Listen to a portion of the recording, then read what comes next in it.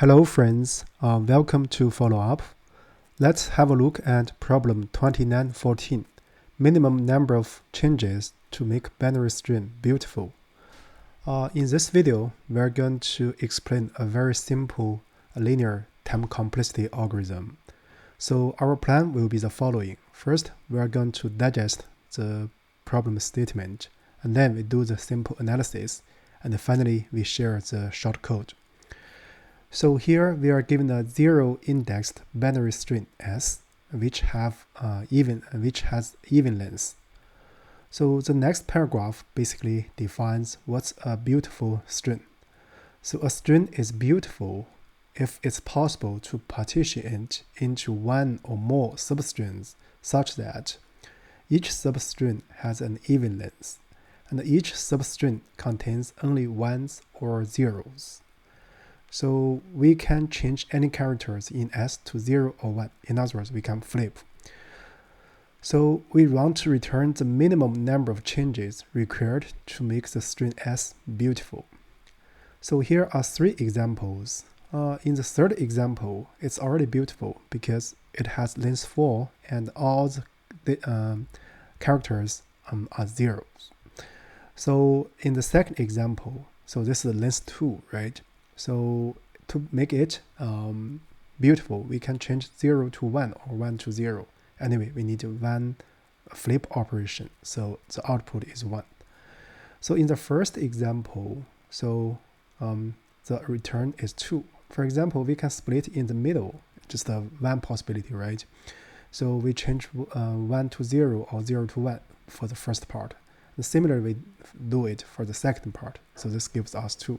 Or if we do not even split, so we have this, we change all zeros to be 1 and all ones to be 0. Both are okay, so we return 2. So here the length of this string is bounded above by 10 to the power 5. So this 10 to the power 5 actually is a decent large number.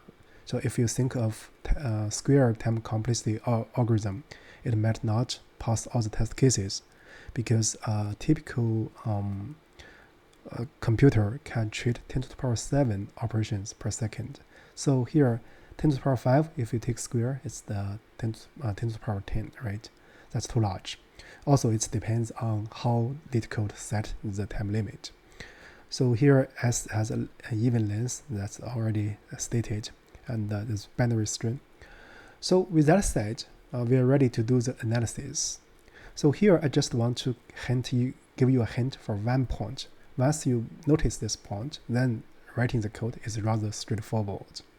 So the strategy is that we split the string into substrings of length 2 on the air, right? We do not genuinely do the split, but we just imagine we regard this string as a collection of length 2 substrings. So the main observation is the following. Any even length substring of a beautiful string is still beautiful, right? It's still to the definition, because if it's a beautiful substring, then it has an even length for sure, and it contains unique character, right? A unique characters, either 0 or 1. But if you consider the half of a beautiful string, each half should be beautiful, and then you cut another half. Then we are going to make the length to be 2, right?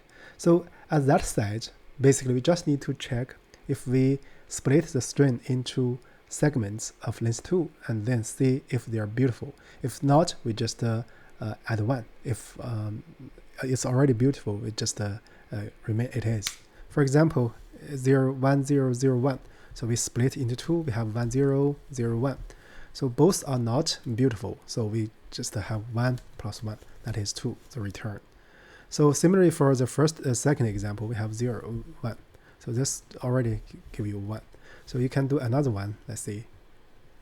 So in this case, you are going to have 1, 0, 0, 0, 1, 1, 1, 0, let's see, 1, 0, 0, 0, 1, 1, 1, 0, 0, 0. Let's see, 1, 0, let's see. So the length is, let's see, this is a 5, and this is the 5. It's in total it's 12. So 1, 0, 0, 0, 1 1 1 0 and 0 0, right?